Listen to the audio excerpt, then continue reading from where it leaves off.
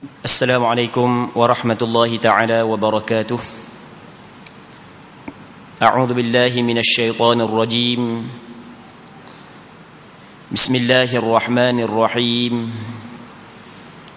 الحمد لله رب العالمين، والصلاة والسلام على أشرف الأنبياء والمرسلين وعلى آله وصحبه أجمعين. اللهم رب اشرح لي صدري ويسر لي أمري واحلل عقدة من لساني يفقه قولي، ولا حول ولا قوة إلا بالله العلي العظيم. اللهم انفعنا بما علمتنا وعلمنا ما ينفعنا وعلمنا ما جهلنا وذكرنا ما نسينا. اللهم يسر ولا تعسر، رب تمم بالخير. اللهم افتح علينا فتوح العارفين، وفقنا توفيق الصالحين. اللهم لا سهل إلا ما جعلته سهلا وأنت تجعل الحزن إذا شئت سهلا. اللهم اجعلنا من السعداء المقبولين ولا تجعلنا من الأشقياء المردودين. اللهم صل وسلم وبارك على سيدنا محمد وعلى آله وصحبه أجمعين، والحمد لله رب العالمين. Kita sambung balik pengajian kitab Bulughul Maram berkenaan dengan hadis-hadis yang berkait dengan hukum hakam yang disusung oleh Al-Imam Al-Hafidh Ahmad bin Ali bin Muhammad yang dikenali sebagai Imam Ibn Hajar Al-Asqalani. Lahir pada tahun 773 Hijrah, wafat pada tahun 852 Hijrah, rahimahullahu subhanahu wa ta'ala, wa nafa'ana Allahu bi'ulumihi fid darain amin. Sekarang ni kita masih lagi di dalam perbahasan sapu di atas khuf ataupun sapu di atas alas sarung kaki. Hadis yang kedua, wa an Ali radhiyallahu anhu annahu qala law kana ad-din bir-ra'yi lakana asfala al-khuffi awla bil-mashi lakana asfalu al-khuffi أولى بالمسح من أعلاه. وقد رأيت رسول الله صلى الله عليه وسلم يمسح على ظاهر خفيه. أخرجه أبو داود بإسناد حسن. Maksud hadis daripada Ali radhiyallahu anhu bahawasanya ia berkata, kalaulah sekiranya agama itu berdasarkan pemikiran, logik akal, nescaya menyapu di sebelah bawah khuf lebih utama daripada di sebelah atasnya. Sesungguhnya aku telah melihat Rasulullah sallallahu alaihi wasallam menyapu sebelah atas dua khufnya. Hadis ini dikeluarkan oleh Imam Abu Daud dengan sanad yang hasan. Muslimin muslimat yang dirahmati oleh Allah Subhanahu wa taala. Minggu lepas kita telah sebut secara panjang lebar berkenaan dengan sapu di atas khuf. Khuf ni adalah sarung kaki. Dan kita sebutlah syarat-syarat sarung kaki yang boleh kita sapu di atasnya minggu lepas. Okey, kita sebut pula secara ringkas supaya kita faham benda yang kita nak cakap sekarang ni, benda yang kita nak bincang sekarang ni. Muslimin muslimat yang dirahmati oleh Allah Subhanahu wa taala. Semua kita tahu bahawasanya apabila kita ingin mendirikan sembahyang, maka wajib kita kena mengambil wudu. Allah Subhanahu wa ta'ala berfirman dalam Al-Quranul Karim, ya ayyuhalladzina amanu idza qumtum ila as-salati faghsilu wujuhakum wa aydiyakum ila al-marafiqi wamsahu bi ru'usikum wa arjulakum ila al-ka'bain. Wahai orang-orang yang beriman, apabila mun nak bangun menunaikan sembahyang, nak bangun buat sembahyang, nak bangun kerjakan sembahyang, maka mungkin ambil wuduk terlebih dahulu. Benda yang mungkin buat, yang pertamanya mungkin basuh muka. Lepas daripada basuh muka, basuh tangan sehingga kepada siku. Lepas tu sapu sebahagian daripada kepala. Lepas daripada tu basuh kaki hingga ke buku lali. Okey, tu yang diwajibkan ketika kita berwuduk. Di antara rukun wudu adalah basuh kaki. Jadi kita ambil wudu, kita kena basuh kaki. Cuma di sana bagi orang yang pakai sarung kaki, apabila cukup syarat-syarat dia, di antara syarat dia adalah sarung kaki tersebut mesti menutupi kawasan yang wajib kita basuh, mesti sampai ke atas buku lali. Di antara syaratnya adalah sarung kaki saat itu kukuh, boleh digunakan untuk berjalan gi mari dalam bermusafir. Syarat lagi adalah mesti kita pakai khuf ketika kita ada wudu. Okey, adalah kita sebut dah syarat-syarat dia pada minggu lepas. Jadi ketika tu apabila kita ambil wudu, tidak wajib kita basuh kaki. Kita diberi pilihan di antara dua, sama ada nak basuh kaki ataupun sapu di atas kasut kita, sapu di atas sarung kaki kita, bolehlah. Buat pilihan lah. Kalau tak mau basuh, sapu di atas khuf. Kalau tak mau sapu di atas khuf, sapu di atas sarung kaki, maka kita basuh. Kena buat salah satu daripada dua perkara tersebut. Baik. Jadi lagu mana cara sapu? Lagu mana cara sapu? Kalau menurut mazhab Imam Syafi'i, tak kira lah lagu mana cara sapu pun, asal kata nama dia sapu, maka sudah memada. Adakah disyaratkan kena sapu semua sarung kaki? Kata ulama sepakat tanpa ada khilaf, tidak disyaratkan sapu ke semua sarung kaki. Dalam hadis ni Imam Sayyidina Ali radhiyallahu taala anhu menyebut bahawasanya hak yang dia tengok Rasulullah sapu balik atas sahaja, Rasulullah tak sapu balik bawah. Kata Sayyidina Ali sebelum daripada dia menjelaskan hukum tersebut, Rasulullah sapu balik atas saja, tak sapu balik bawah. Dia kata lagu mana? Lau kana ad-dinu bir-ra'i. Kalau sekiranya adalah agama saat itu dengan pandangan, dengan logik akal. Kalau agama saat itu dengan logik akal, bukanlah bersandarkan kepada Quran dan hadis, nescaya sapu di bawah khuf lebih utama berbanding sapu di atas khuf. Tapi aku tengok Rasulullah sallallahu alaihi wasallam tak sapu pun bahagian bawah, Rasulullah sapu bahagian atas. Kita pun bila kita pakai kasut, contoh ni kasut, kita kalau pakai kasut, jadi kaki kita duduk dalam, kita jalan dengan mana? Jalan dengan kaki. Kita jalan hak mana kotor? Hak bahagian bawah kotor, bukan bahagian atas kotor. Jadi kalau sekiranya mengikut logik, hak yang sepatutnya bukanlah sapu bahagian atas, sapu bahagian bawah. Kerana hak bawah kotor, hak atas tak kotor. Akan tetapi agama ni bukanlah menurut logik akal. Agama ni adalah menurut sandaran Al-Quran, hadis, menurut kefahaman ulama muktabar. Andai kata agama dengan logik akal, maka hak logiknya kena sapu bahagian bawah, bukan sapu bahagian atas. Tapi aku dah tengok pun Rasulullah sapu bahagian bawah, Rasulullah sallallahu alaihi wasallam sapu bahagian atas. Muslimin muslimat yang dirahmati oleh Allah Subhanahu wa taala. Sebab itulah kita jangan dalam hal agama, kita jangan bercakap mengguna logik akal kita. Siapa pun kita. Agama adalah apa yang ditetapkan oleh Allah dan Rasulnya. Sandaran dia Al-Quran dan hadis yang sahih, hadis yang diterima. Tak boleh pandangan saya lagu ni, pandangan saya lagu ni, sandaran dia. Tak, sandaran tak ada, tapi hak yang nampak pada logiknya lagu ni lah, tak boleh lagu tu. Agama bukanlah menurut logik. Agama sandaran dia adalah Quran dan hadis. Tu pun belum cukup lagi Quran dan hadis. Bukan selagi kena tambah mengikut kefahaman ulama muktabar.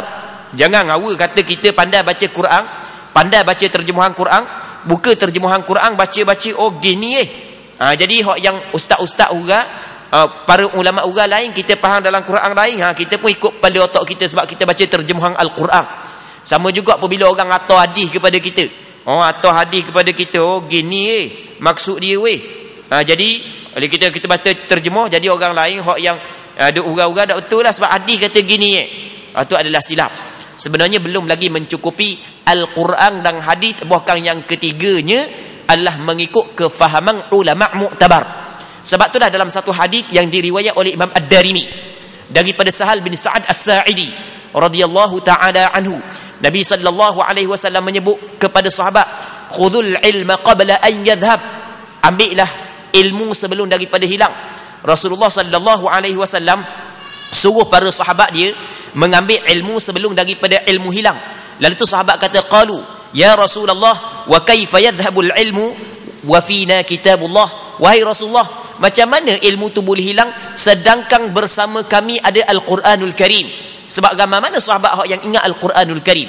Jadi ketika Rasul suruh sahabat mengambil ilmu sebelum daripada ilmu tu hilang, maka sahabat Nabi SAW rasa pelik lah.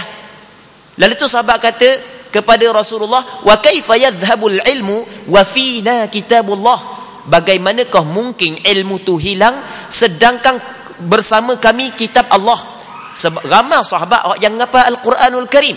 Nabi SAW menjelaskan kepada sahabat bahawasanya perkara tersebut belum lagi mencukupi.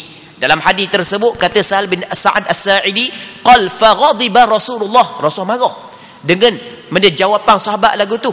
Kata Nabi SAW, thumma qal thakilatkum ummahatukum, semoga makmum kehilanganmu.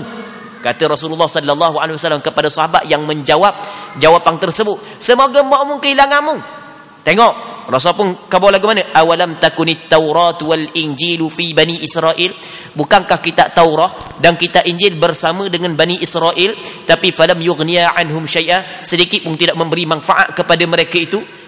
Ketika mana puak Bani Israel ada kitab Taurat, ada kitab Injil, dua perkara ni ada pada mereka, masih lagi tidak terselamat daripada jatuh di dalam kesesatan. Lalu tu kata Nabi SAW, inna dhahabal ilmi an yadhhaba hamalatuh, inna dhahabal ilmi an yadhhaba hamalatuh, sesungguhnya hilangnya ilmu apabila hilang ulama-ulama yang menanggung ilmu tersebut. Tidak memada dengan Quran, hadis sahaja, bahkan yang ketiga mesti menurut kefahaman ulama muktabar. Mesti kena ada kaedah cara untuk memahami Quran dan hadis. Sebab itulah kalau kita buka dalam kitab usulul fiqh adalah satu ilmu, yang mana ilmu ni kita belajar kaedah-kaedah, lagu manakah cara untuk memahami Quran, lagu manakah cara untuk memahami hadis. Kita belajar kaedah-kaedah untuk kita istinbat, untuk kita mengeluarkan hukum daripada Quran dan hadis. Yang mana ta'rif usulul fiqh adalah adillatul fiqhi ijmalan wa kaifiyatul istifadati minha wa halul mustafid, dalil-dalil fiqh secara umum, Quran, hadis, qiyas, ijma' dan beberapa dalil yang lain. Okey, itu yang pertama. Adakah sudah mencukupi? Belum lagi mencukupi. Yang keduanya adalah wa kaifiyatul istifadati minha, lagu manakah cara istifadah, memahami, kita mengambil faedah daripada Quran, daripada hadis Nabi SAW. Belum mencukupi. Kalau Quran dan hadis saja, mesti kena ada kaedah untuk memahami Quran dan hadis. Maka kaedah ni perlu dipelajari daripada ulama-ulama muktabar. Baik, jadi kena ingat, agama bukanlah dengan pandangan, bukan dengan pandangan, bukan dengan logik akal, bukan dengan sandaran daripada Quran dan hadis menurut kefahaman ulama muktabar. Okey, itu agama.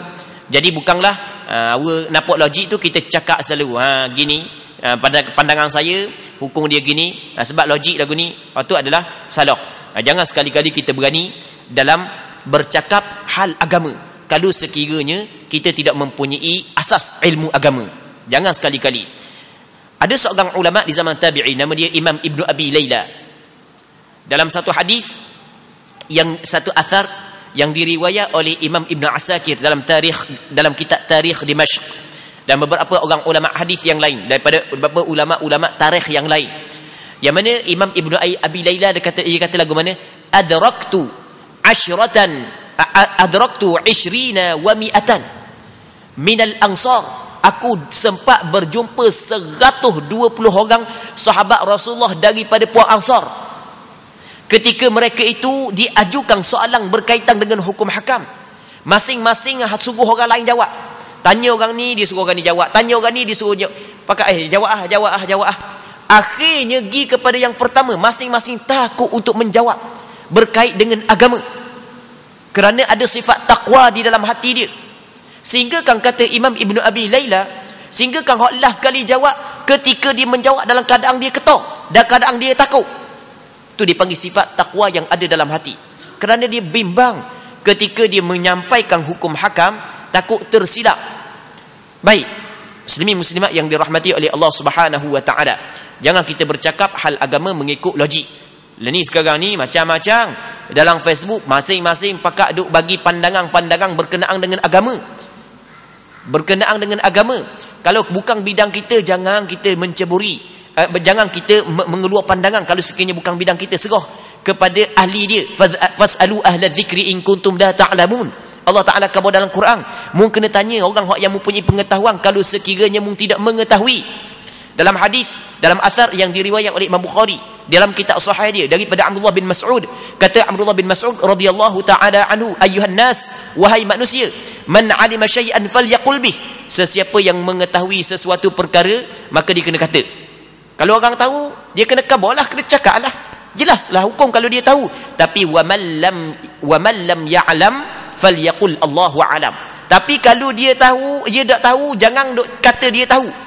Kalau dia tak tahu hukum hakam, katalah Allahu a'lam.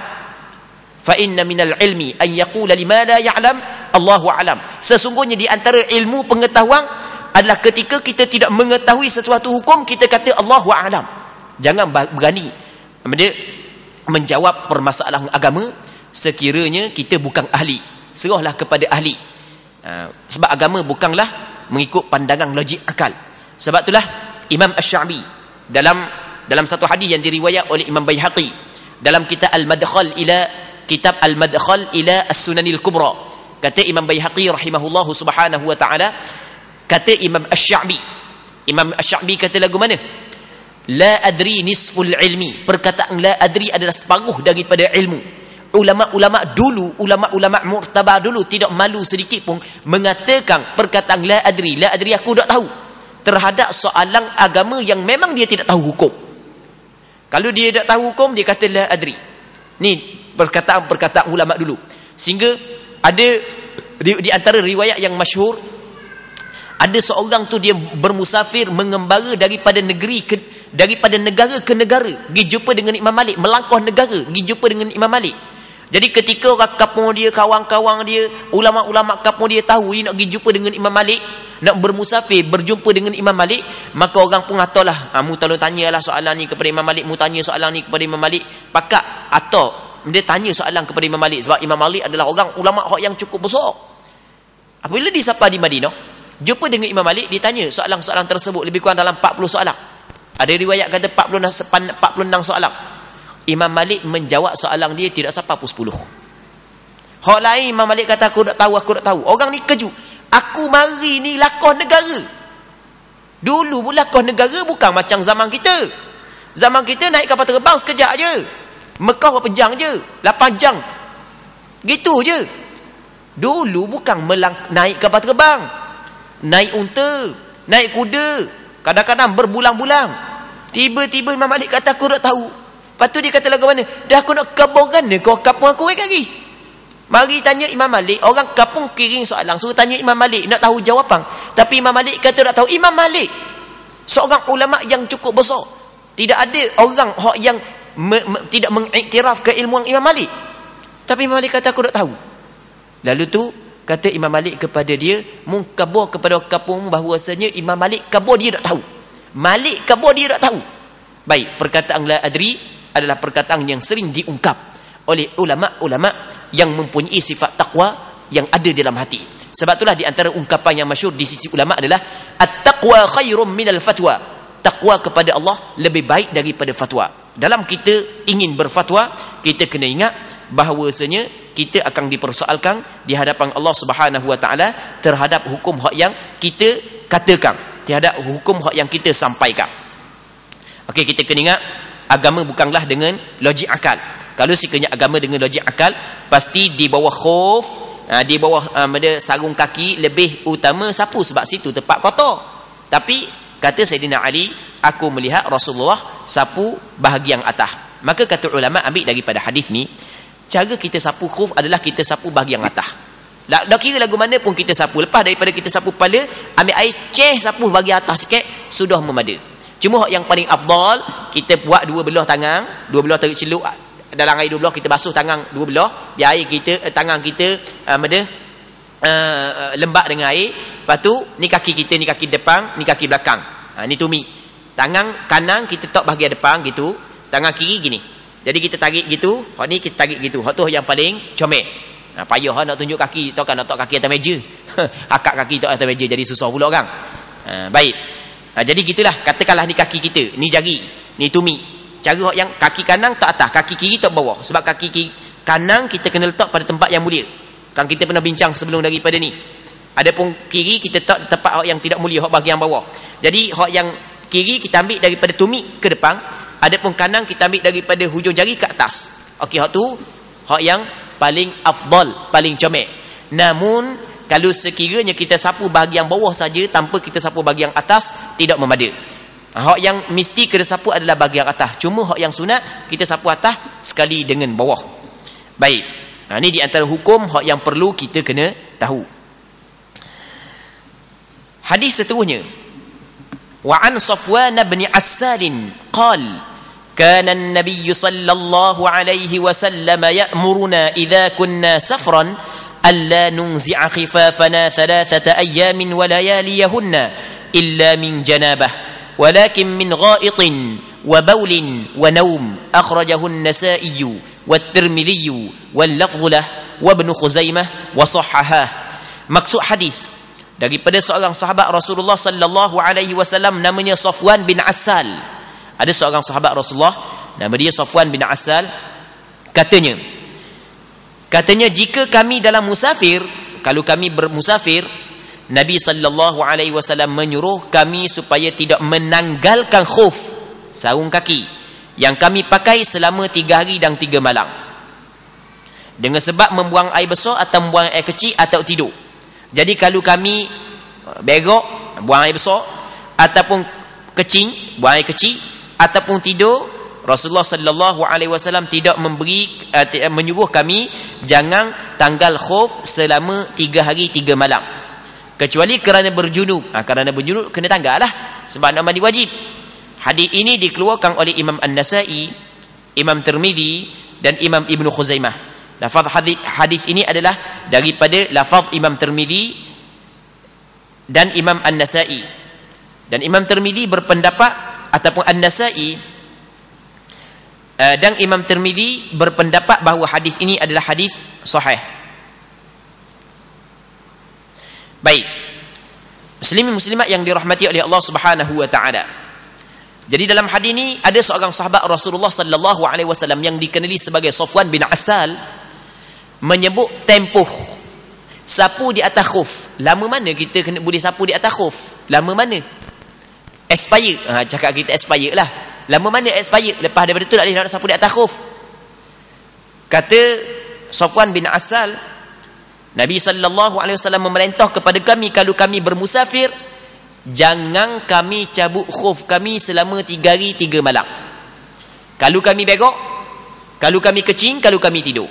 Kalau kami melakukan 3 perkara berlaku 3 perkara tersebut pada kami, begok, kecing, tidur, maka kami tidak perlu mencabut khuf. Maksudnya selama 3 hari 3 malam boleh kami sapu. Okey. Jadi daripada hadis ni ulama fiqh menyebut bahawasanya orang yang bermusafir diberi tempoh kepada dia menyapu khuf selama 3 hari 3 malam. Katakanlah kita nak bermusafir, kita orang Terengganu, jadi kita nak duduk Kuala Lumpur 2 hari, contoh. Lepas duduk Kuala Lumpur 2 hari, kita pun ada hal pula di Selangor, boleh dalam duduk 3 hari sebagai contoh, jadi 5 hari dah. Lepas tu kita pun nak pergi pula mana, Negeri Sembilang, kita nak duduk pula 3 hari situ. Sebab banyaklah kita orang sibuk ni kan, contoh. Lepas tu nak pergi Melaka pula, nak duduk pula 3 hari. Jadi semua sekali tu, semua sekali musafir kita nak balik pula ke Terengganu, mungkinlah dalam 15 hari sebagai contoh. Okey, apabila kita bermusafir, kita ambil wuduk, lepas daripada kita selesai sapu kepala, basuh kaki, lepas tu kita pun pakai kasut. Apabila kita pakai kasut, nanti lepas daripada tu kita ketuk, kita nak ambil sembahyang, tidak wajib kita pecah kasut. Nanti siapa nak basuh kaki masa kita ambil sembahyang, sudah mencukupi kita sapu di atas khuf. Selama mana tempoh diberikan kepada kita? Selama 3 hari 3 malam. Maksudnya apabila kita ketuk, kita buat macam saat ni lah.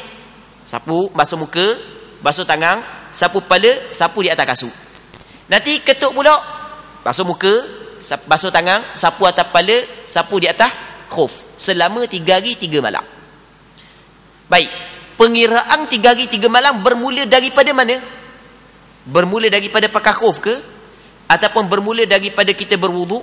ataupun bermula daripada kita berhadas selepas daripada kita pakai khuf, ataupun bermula daripada kita sapu? Kata ulama, permulaan masa tempoh 3 hari 3 malam adalah selepas daripada kita ketuk, selepas daripada kita pakai khuf. Okey, sebagai contoh, takut tak faham. Baik, sekarang ni katakanlah kita ambil wuduk pukul 8 pagi. Ambil wuduk pukul 8 pagi. Okey, ambil wuduk pukul 8 pagi. Pukul 9 pagi kita pun pakai kasut. Masa mula ambil wuduk pukul 8 pagi kita basuh kaki. Pukul 9 pagi kita pakai kasut. Baik, dalam pukul 12 kita pergi berok. Okey, di situ bermulanya kita berhadas selepas daripada kita pakai kasut. Permulaan pengiraan 3 hari 3 malam bukan daripada pukul 8 dan bukan daripada pukul 9, tapi daripada pukul 12. Jadi mana daripada pukul 12 hari tu, kira lah 12 esok, 12 lusa, 12 tulak. Maka cukup 3 hari 3 malam. Habis pukul 12 tulak, maka tak bolehlah kita nak sapu. Tak boleh dah kita nak sapu, habis dah tempoh dia. Okey, boleh faham kan? Daripada pukul 12 hari pertama, hari kedua, sampai ke hari ketiga tu, kita nak basuh kaki lah tu. Setiap kali ambil sembahyang, sapu je. Kaki tak basuh. Basuh muka, basuh tangan, sapu kepala, lepas tu sapu kaki. Bukan sapu kaki, sapu sarung kaki. Baik, 3 hari 3 malam diberikan kepada orang bermusafir. Muslimin muslimat yang dirahmati oleh Allah Subhanahu wa taala. Dalam hadis ni juga ada dalil bahawasanya tidur ia membatalkan wuduk. Kita nak bincang juga berkenaan dengan permasalahan tidur. Tidur ia membatalkan wuduk. Kata Rasul lagu mana dalam hadis ni? Kata Safwan bin Asal lagu mana? Rasulullah apabila kami bermusafir, dia suruh kami jangan kami cabut sarung-sarung kaki kami selama 3 hari 3 malam. 3 hari 3 malam jangan cabut sarung kaki kami. Apabila kami berok, apabila kami kencing ataupun apabila kami tidur. Rasul tak bagi cabut. Jadi bermakna kita faham daripada ni bahawasanya tidur juga di antara perkara yang membatalkan wuduk. Sebenarnya permasalahan tidur, ulama berselisih kepada 3 pandangan. Ada sebahagian daripada ulama mengatakan tidur membatalkan wuduk secara mutlak. Sikit ke, banyak ke, kalau mu tidur batal. Ni duduk dalam majlis ilmu ni ngatuk kan? Duduk majlis ilmu ngatuk. Ngatuk. Duduk depan TV baru duduk ngatuk. Contoh. Baik, tidur. Nyak aja tidur. Sudah duduk, ustaz wallahu a'lam dah. Contoh. Baik, maka batal wuduk. Okey, ni mengikut pandangan sebahagian daripada ulama. Berpandukan kepada hadis ni. Bukan seorang. Ramai ulama yang berpandangan bahawasanya batal wuduk secara mutlak. Di antaranya pandangan Imam Muzani, pandangan Hasan Al-Basri, pandangan Imam Ibnul Munzir. Ulama-ulama besar saja berpandangan bahawasanya tidur sama ada sikit ataupun banyak ia membatalkan wuduk. Tidur secara mutlak batal wuduk, berpandukan kepada hadis ni. Okey, pandangan yang pertama. Pandangan yang kedua, dia kata tidur dak batal terus. Pula dah bercanggah langit bumi dengan pandangan pertama saat ni. Tidur banyak ke sikit ke dak batal wuduk. Kerana di sana ada hadis yang diriwayat oleh Imam Muslim. Nah, kita kabur mana pandangan hak yang lebih tepat? Mana pandangan hak yang tepat? Nanti kita akan bincang lepas daripada ni. Kita akan sebut. Ada pandangan yang kedua, kata ulama, tidur dak batal wuduk. Mu tidur mana pun dak batal wuduk. Oh, sedap agak lagu tu. Dak batal wuduk. Ni ada pandangan yang kedua. Jangan tidur tok tangan dalam kain je. Tok tangan kain pegang ke maluan tak boleh. Boleh hok. Tidur biasa dak batal wuduk. Ni ada pandangan yang kedua. Baik. Kerana di sana ada hadis yang diriwayat oleh Imam Muslim yang mana sebahagian daripada sahabat menyebut bahawasanya kanu yang tadhiruna al-isha ala ahdi Rasulillah sallallahu alaihi wasallam hatta takhfiqa ru'usuhum thumma yusallun wa la yatawadda'un. Sahabat Nabi sallallahu alaihi wasallam dia menanti untuk sembahyang Isyak bersama dengan Rasulullah di dalam Masjid Nabawi sehingga tidur pakat rebah belaka kepala. Kepala ni tunduk sampai ke kena dada. Tunduk. Tidur. Belam-belam duduk tunggu saat ni tu tidur. Lepas daripada tu apabila Rasulullah keluar, para sahabat bangun sembahyang tanpa mengambil wuduk. Okey, hadis ni riwayat Imam Muslim, hadis sahih. Maka sebahagian daripada ulama berpandangan bahawasanya tidur membatalkan wudu secara mutlak. Baik. Di antara ulama yang berpandangan sedemikian adalah Sa'id bin Musayyab. Okey. Pandangan yang ketiga adalah tidur kadang-kadang batal wudu, kadang-kadang tak. Tidur yang membatalkan wudu adalah tidur yang tidak tetap papan punggung di lantai. Manakala tidur yang tetap papan punggung di lantai, maka ia tidak membatalkan wudu. Pandangan yang tiga adalah pandangan yang paling tepat. Kerana pandangan yang menggabungkan segala dalil. Hak yang kata sahabat tunggu Rasulullah dalam keadaan tidur, lepas tu dah ambil wudu bangun sembahyang, kerana dia tidur dalam keadaan duduk. Papan punggung gapak. Adapun hadis yang disebut oleh Safwan bin Asal adalah ia membatalkan wudu kalau sekiranya punggung dia tidak rapat di latah. Jadi pandangan yang paling tepat adalah pandangan kebanyakan ulama, termasuk pandangan mazhab Imam Syafi'i. Jadi mengikut pandangan mazhab Imam Syafi'i, kalau orang tu tidur dalam keadaan dia duduk, punggung dia rapat di latah, kalau dia nak ketuk saat itu dia sengit punggung dia sikit baru boleh ketuk, maka tidur lagu tu tak batal wudu. Kalau tidur duduk gak, bukan nak duduk, tapi kalau nak ketuk pakai lepas gitu je, tak ada masalah pun. Okey, tidur lagu tu ia membatalkan wudu. Baik. Jadi kalau tidur dok tetap papan punggung di latah, ia membatalkan wudu. Tidur yang tetap papan punggung di latah, maka ia tidak membatalkan wudu. Jadi pandangan yang paling tepat adalah pandangan mazhab Imam Syafi'i dalam masalah ini, kerana ia menggabungkan segala dalil yang berkait dengan tidur dalam hal wudu. Okey, habis. Cuma kata Nabi SAW kecuali kerana berjunub. Kata Safwan kecuali kerana berjunub. Kalau dia keluar mani, jadi kena mandi wajib lah. Tu tak boleh lah pakai khuf, kena cabut lah khuf. Kena basuh lah kaki. Okey, habis. Seterusnya, wa an Ali bin Abi Talib radhiyallahu anhu qala جعل النبي صلى الله عليه وسلم 3 أيام ولياليهن للمسافر ويوما وليلة للمقيم يعني في المسح على الخفين أخرجه مسلم. Daripada Sayyidina Ali bin Abi Talib radhiyallahu taala anhu, katanya Nabi sallallahu alaihi wasallam telah menetapkan tempoh menyapu 2 khuf adalah 3 hari dan 3 malam bagi orang musafir. Orang musafir 3 hari 3 malam. Kita payah lah ni 3 hari 3 malam tak pecah kasut. Okey, kita buat contoh orang waingai. Orang waingai pergi laut dalam. Pergi laut dalam pakai malah nak basuh kaki, pakai khuf pakai kasut Pakai kasut atas daripada buku lali. Set waingai. Jadi pakai atas buku lali. Dah pergi laut dalam 3 hari 3 malam ngai. Jadi selama tu ambil air semayang, pakai basuh muka, basuh tangan, sapu kepala, sapu atas kasut je. Semayang gitu ada pecah kasut. Baik. Kalau pecah kasut, tak jadi ya. Batal sapu. Dia di antara perkara yang membatalkan sapu apabila orang tu pecah kasut. Jadi mudahlah. Jadi lepas daripada ni orang nak pergi ngai, nak pergi candak sotong ke, nak pergi ngai ikan ke, buat lagu tu. Kalau tak mau basuh kaki kan. Tapi masalahnya, ramai kalau saya ngai dok semayang. Allahu Rabbi, hak tu jadi masalahnya. Dok semayang. Duk laut dok semayang. Padahal dunia untuk dia kecil je. Mari ombak besar sikit tak jeng. Dok jaga semayang pula. Kena jaga sembahyang, kerana sembahyang adalah rukun agama. Rukun agama. Baik. Jadi bagi orang bermusafir, Allah Subhanahu Wa Taala tetapkan tempoh menyapu 2 khuf adalah 3 hari dan 3 malam.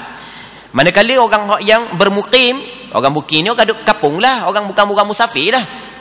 Bagi dia hanya sehari semalam sahaja. Jadi bermakna tempoh yang diberi oleh Rasulullah kepada orang yang nak sapu khuf tak samalah. Kalau orang bermusafir 3 hari 3 malam, kalau orang bermukim sehari semalam. Jadi kalau kita duduk kampung, tak ada masalah, tak ada benda kita nak pakai kasut, boleh ke tak? Boleh, tak ada masalah. Lepas tu nanti kita nak ambil wuduk, kita nak sapu di atas kasut kita, boleh ke tak? Tak ada masalah. Tapi apabila cukup syarat dia lah, syarat yang kita bincang dah selepas baru ni. Dan tadi kita cover juga sepintas lalu secara ringkas. Baik, tak ada masalah lah. Dah tempoh lama mana diberikan kepada kita? Sehari semalam. Jadi kalau kita bangun subuh, pukul apa kita bangun subuh? Pukul 5 pagi, contoh. Lepas tu kita ambil wuduk, kita pun terbit daripada rumah kita nak pergi masjid. Sejuk kita dah segar mana hari ni, kita pun cari mana mana khuf yang ada kawan kita hok yang jemaah tabligh baru ni tu bagi, kita pun pakai buat stocking, tak muwi sejuk kaki kan, kita pun pakai kita pun tunggu pakai lipas, pakai kasut. Jadi kita pakai sarung kaki khuf hok yang biasa jemaah tabligh pakai tu, dia buat daripada kulit ataupun buat daripada getah. Bolehlah sapu sebab dia menutup bahagian fardu. Okey, kita pun turun lepas daripada kita sembahyang fardu subuh, lepas duduk di masjid, lepas tu kita buat pula dengan kawan-kawan kita kedai kopi. Masa duduk kedai kopi duk ketuk berapa kali tu, lepas tu kita nak sembahyang sunat duha pula. Jadi ambil air sembahyang maka kita pun basuh muka, basuh tangan, sapu kepala, sapu di atas khuf saat ni tu tanpa perlu basuh kaki. Lepas tu sembahyang sunat duha, lepas tu ketuk pula buat lagu tu semua. Tapi jangan cabut benda tu, jangan cabut. Kalau cabut batal sapu. Setiap kali kita ketuk, kita ambil air sembahyang macam biasa, cuma siapa basuh kaki tak payah basuh kaki, sapu di atas khuf. Lama mana boleh? Sehari semalam. Maksudnya kalau kita ketuk lepas daripada pakai khuf dalam pukul 8 pagi masa duduk kedai kopi tadi, sebagai contoh, di situlah bermulanya pengiraan sehari semalam. 8 pagi esok habis. Jadi tengah malam kita nak cabut, kita bangun pula sembahyang subuh, kita ambil air sembahyang, siapa basuh kaki, kita sapu di atas khuf. Pukul 8 pagi esok masih lagi kita ada sembahyang, tak ketuk pun, maka kata ulama batal sapu. Air sembahyang tak batal. Apabila batal sapu, cara dia lagu mana? Pecah khuf, pergi basuh kaki sahaja. Sebab batal dia, batal sapu. Sebab kita nak ketuk lagi. Pergi lepas daripada kita ambil air sembahyang, lepas daripada kita ambil air sembahyang, basuh muka, basuh tangan, sapu kepala, siapa masa nak basuh kaki, tak boleh dah kita sapu sebab habis dah tempoh dia sehari semalam. Kita pecah khuf, lepas tu kita basuh kaki.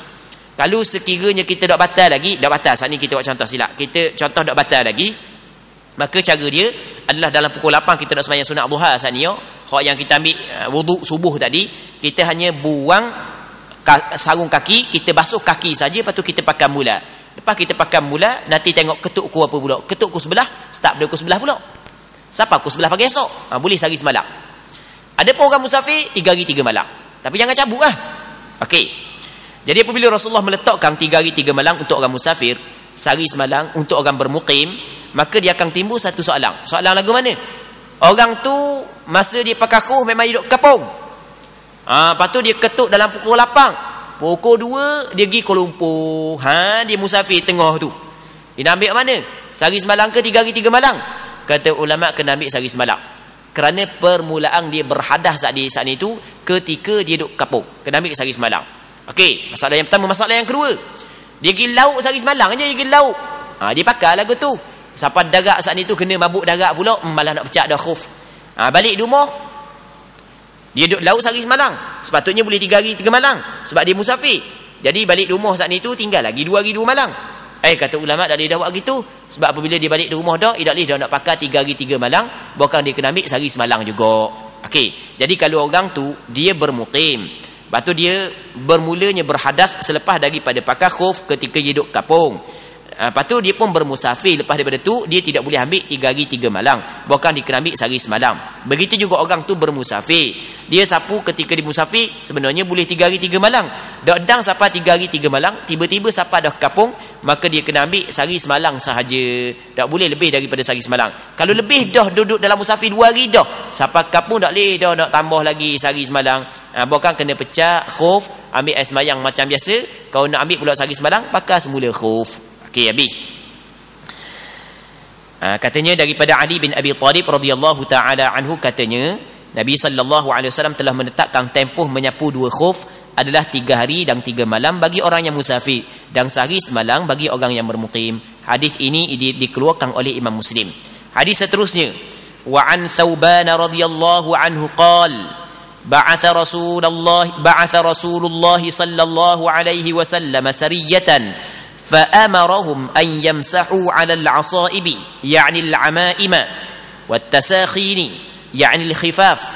رواه أحمد وأبو داود وصححه الحاكم. Maksud hadis daripada Thauban radhiyallahu taala anhu, katanya Rasulullah sallallahu alaihi wasallam telah mengiring sekumpulan tentera dan memerintahkan mereka supaya menyapu air di atas serbang-serbang dan kasut-kasut yang mereka pakai. Allah Rabbi, Rasulullah mengambil berat tentang sembahyang. Tengok, ketika Rasul atur satu pasukan tentera untuk berperang, di antara pesanan Rasulullah adalah mung jaga sembahyang. Kalau payah sangat nak basuh kaki, jadi mung sapu je di atas kasutmu.